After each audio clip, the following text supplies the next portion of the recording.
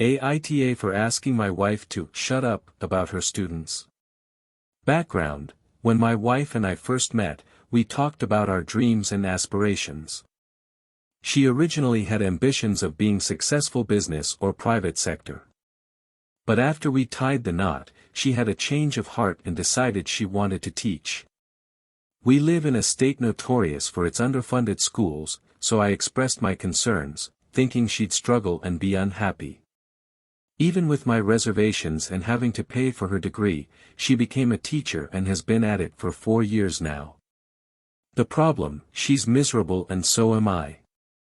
She always vents about her challenging students, which can sometimes border on dangerous behavior.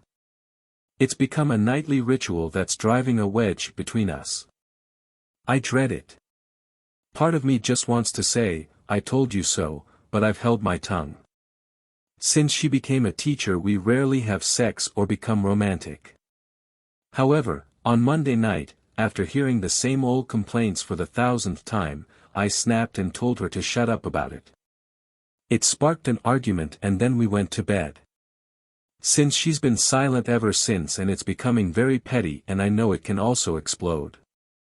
Quick update: thank you everyone for your input. I've taken time to reflect and discuss with my wife. After our conversation, I apologized for my outburst, and we both vented and shared some revelations.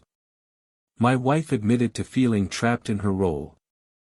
She's lacking support, resources, and help from parents. For instance, despite her repeated requests, some students lack basic essentials because their parents simply won't provide them. She's frustrated, feeling as though the state doesn't care, the parents are apathetic, and now, even her husband, me, doesn't care. This broke my heart to hear. On my end, I realized a lot of my frustration stems from feeling helpless. I can't change her work environment or the lack of support she receives.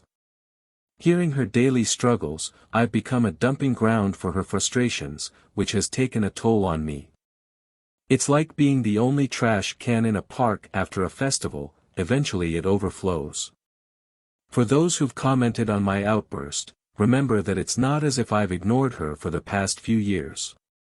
However, I acknowledge that I was wrong to explode. It might have been a release of pent-up stress and frustration, but it wasn't fair to her. Again, thanks for your insights. We both recognize the issues and are working to address them.